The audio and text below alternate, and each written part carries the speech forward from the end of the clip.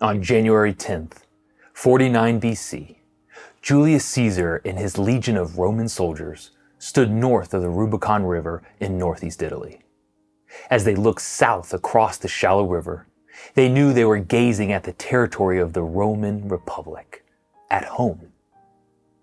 Every man standing there that day must have known that if Caesar crossed his army over the Rubicon, the northern border of the Republic, their great leader, their brilliant general, had just declared civil war.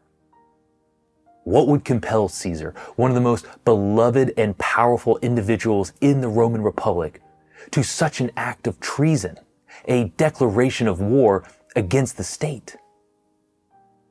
That night, Caesar gave the signal, and his legion crossed the river. Roman historians record that Caesar uttered his famous phrase after the crossing, "Alii iacta est," the die is cast. There's no turning back. Now, most of the time when we think of Rome, we think of the Roman Empire, the massive empire that grew to encompass England in the northeast, the south half of all of continental Europe, North Africa, and Asia west of the Euphrates. During their empire, the Romans called the Mediterranean Sea Mare Nostrum, Latin for our sea. When you look at a map, it's not an unreasonable claim. But before it was an empire, Rome was a kingdom for 250 years, and then a republic for almost 500 years. In this video, we look at Rome before it became an empire. In the bigger picture, the Western Mediterranean developed slower than the Eastern Mediterranean. The Western Mediterranean lacked the sophisticated civilizations of Bronze Age Eastern Mediterranean, like Greece, Egypt, and the Hittites.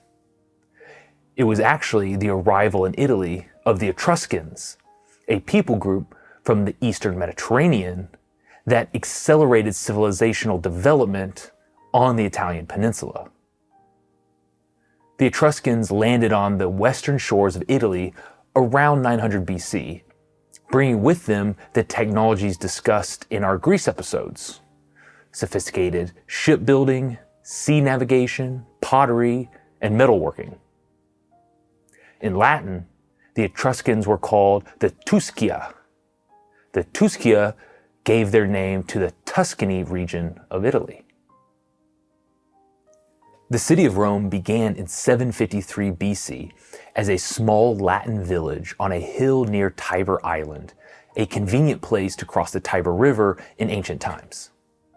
Well, the Latin villagers of that hill banded together with other tribes on the surrounding hills, possibly in defense against Etruscan invasions, or perhaps because the Etruscans defeated all the villages and brought them under Etruscan rule.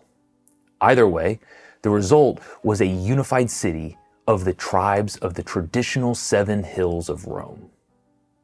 The hills were good defensive positions, surrounded by a flat, fertile plain. So, convenient river crossing, defensible position, fertile plains.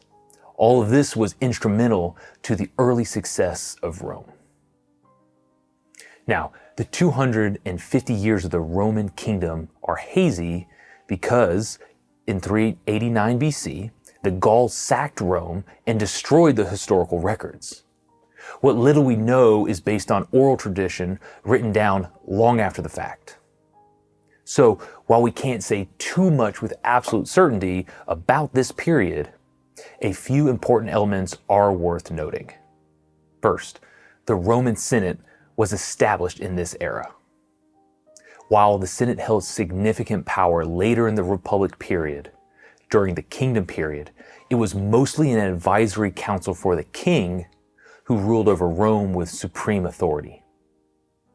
The Senate's main power was the authority to elect the next king when the prior king died. Second, the Roman Forum dates to the Kingdom era. Originally, what became the Forum was a wet, grassy valley between 2 of Rome's 7 hills. The swampy land was drained for use as a marketplace, But the Forum grew in importance and served as a location for political events, legal trials, and religious rites. By the late Empire years, the Forum was the center of the vast empire. Imagine Washington, D.C. Mall, Times Square, and St. Peter's Basilica, all in one location. That is the function the Forum played in Roman life. Lastly, during these 250 years, the Romans learned the technological skills brought to Italy by their Etruscan overlords, as well as the art of war, a skill that would turn this small Latin settlement on the banks of the Tiber into one of the greatest empires history has ever seen. Romans overthrew the last Etruscan king in 509 BC, ending the kingdom era and ushering in almost 500 years of the Roman Republic. If you recall our episodes on Greece, 500 BC is when the city-state Athens invented direct democracy in ancient Greece. Republic in Rome, direct democracy in Greece, same historical era. Speaking of Greece, there were Greek colonies in southern Italy, from Sicily to Naples. In the early Roman era, Greek culture influenced Roman civilization as much as the Etruscans, such as the Roman adoption of the Greek temple. Throughout Roman history, Rome borrowed heavily from Greek philosophy, art, and religion. Much of the Roman pantheon of gods is just renamed and repurposed Greek gods. After overthrowing the last king, Rome instituted a republic government to prevent its slide back into a monarchy. The republic system did not emerge fully formed overnight. It took generations of tweaks to achieve stability.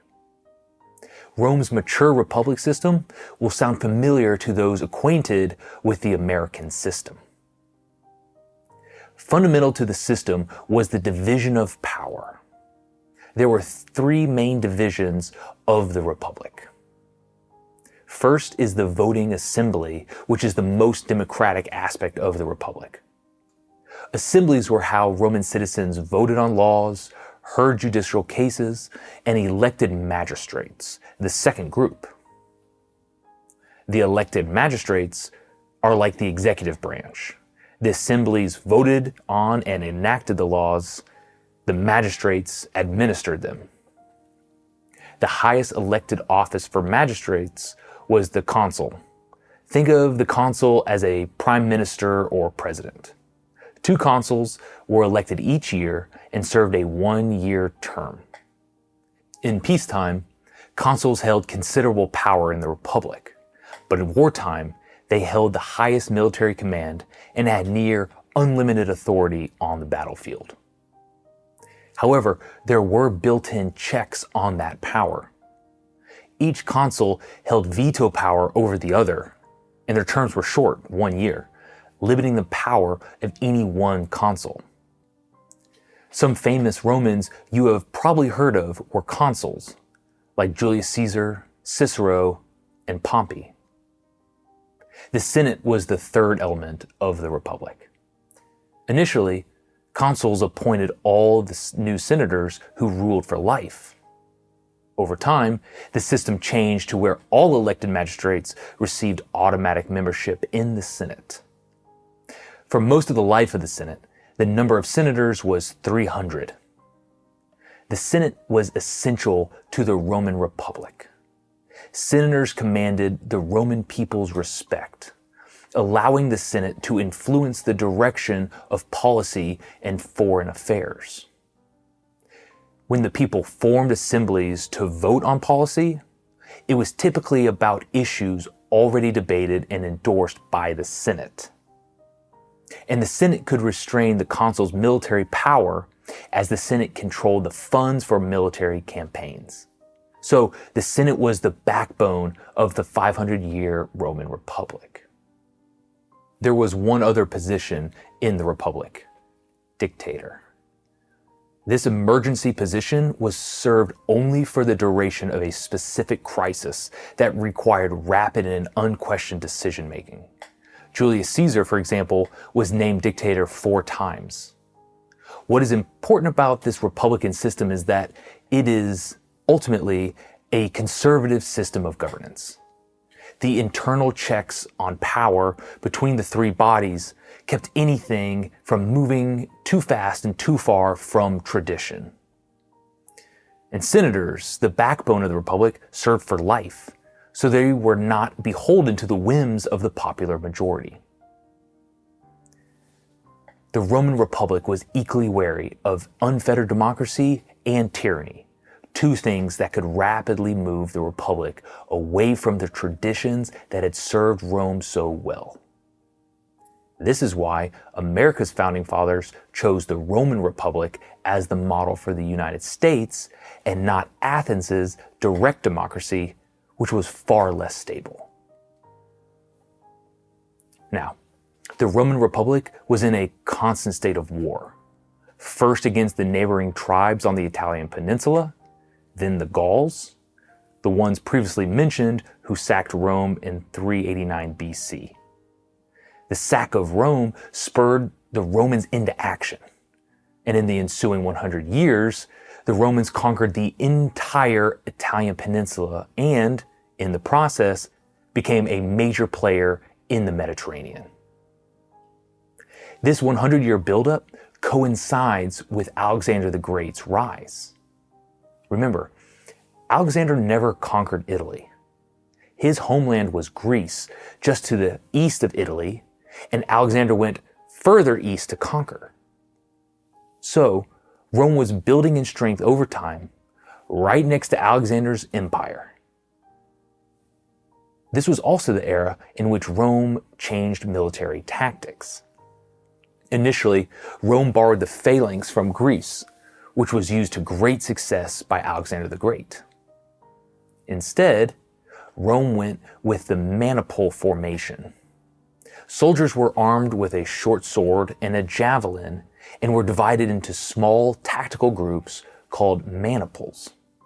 This allowed far more flexibility on the battlefield than the phalanx. On an open battlefield, the phalanx remained superior. On rough terrain, the Roman manipule was superior. And given that the land surrounding the Mediterranean is mainly mountainous, the manipule gave Rome a tactical advantage.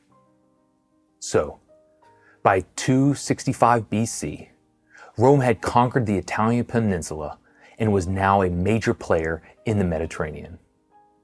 Over the next 120 years, from 264 BC to 146 BC, Rome waged 3 wars against its major rival, Carthage. These were the Punic Wars. Do you know the story about the general who marched elephants over the Alps to invade Italy? That was Hannibal, the general of the Carthaginian army during the Second Punic War. Like Alexander the Great and Julius Caesar, Hannibal is considered one of the greatest military geniuses in history. Sit back for a moment, because I'm going to blow your mind here. Who founded Carthage? Would you believe me if I said it was founded by Canaanites? As in Canaanites, the enemy of the Israelites, as the Israelites moved into the Promised Land under Moses and Joshua. The Canaanites were the inhabitants of modern-day Israel and Lebanon during the late Bronze Age era. Yes, flash back to our episode on 1177 BC and the Sea Peoples. In the Bronze Age, the Canaanites controlled a portion of the eastern Mediterranean at the intersection of larger surrounding empires, Egyptian, Hittite, and Assyrian. Around 1200 BC, the Hebrew people under Moses and Joshua escaped slavery under Pharaoh, wandered in the desert for 40 years, and then started to conquer Israel, the Promised Land, from the east, leaving the Canaanites only on the coast. In 1177 BC, the Sea Peoples lost to Egypt and settled right up the coast from Egypt in southern Israel, taking even more land from the Canaanites, or, as they are also known, the Phoenicians. So, at the start of the Davidic monarchy, King David, Goliath slayer, at the start of David's monarchy around 1000 BC, the Phoenicians lived in several cities along the coast of what is modern-day Lebanon, such as Byblos, Sidon, and Tyre. As an aside within an aside, if you thought Byblos sounded like Bible, you are correct. The Greeks called the Phoenician port Byblos, the Greek word for scroll or parchment, because the port was famous for selling parchment. The word Byblos came to mean book, and since the Greek word for Bible is Biblos, that means the Bible literally translates as the book. Also interestingly, the Phoenicians invented the first true alphabet. Most alphabets in the world are derived from the Phoenician alphabet. The Phoenician city Tyre we just mentioned has an interesting history. Nebuchadnezzar, from our Greece episode, besieged Tyre for 13 years. Starting in the same year, he conquered Jerusalem and brought the Israelites, including the prophet Daniel, to exile in Babylon. Then Alexander the Great conquered Tyre in 332 BC, the same year he conquered Egypt and was declared a god. And Tyre is mentioned several times in the Bible, most famously by Jesus in Luke 10.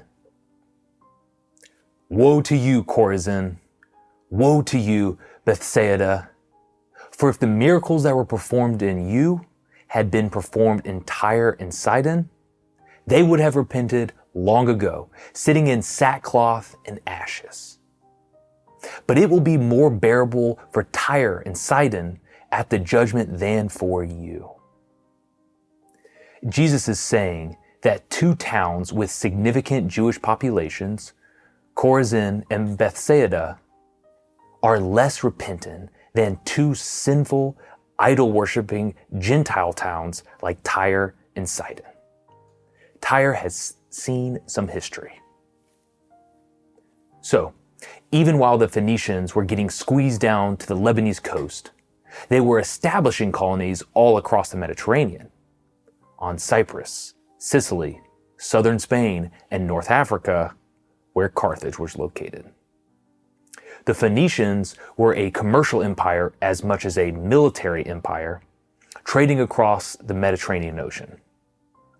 The Phoenicians traded many goods, such as tin used in making bronze, tin mined in Cornwall in Western England, to manufacturers in the Eastern Mediterranean. And who gave them the name Phoenicians? The Greeks. The name probably signified the Phoenicians' association with producing a highly prized purple-red dye, as that's what the base word means. This is the same base word contained in phoenix, as in the mythical bird, which is also a purple-red color. The Phoenicians, for their part, continued to call themselves Canaanites. The Romans called the Phoenicians Punics. Hence, the wars with Carthage were called the Punic Wars. So, the Punic Wars could just have easily been the Phoenician Wars or the Canaanite Wars. The Phoenicians are an empire everyone should have learned about, but most probably haven't. They are low-key a super interesting empire in history.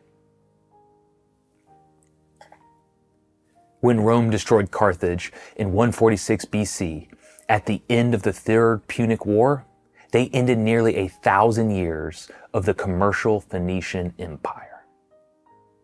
And what of Greece?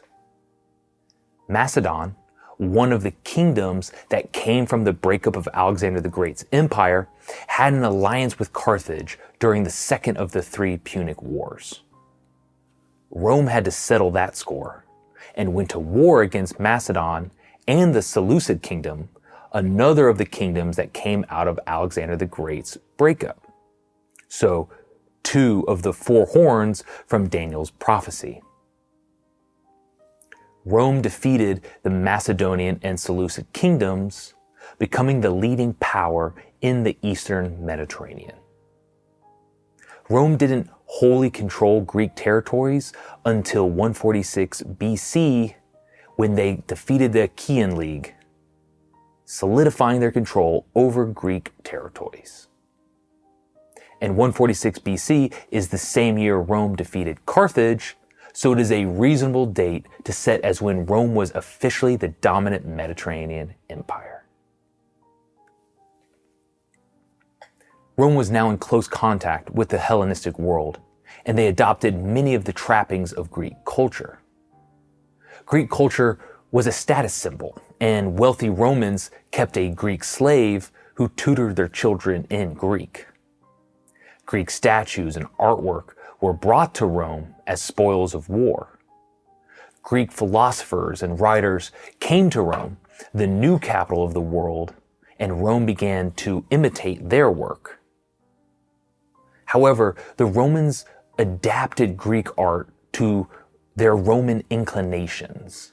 For example, in sculptures, Romans preferred a natural, realistic look to their statues, with wrinkles and receding hairlines in their subjects. In contrast, the Greeks tended towards subjects with idealized human forms. But Rome had now defeated Carthage and Greece and ruled the Mediterranean. However, a major change was about to happen that would alter the course of the Republic. In part 2, we'll look at the end of the Roman Republic and its role in establishing Western civilization.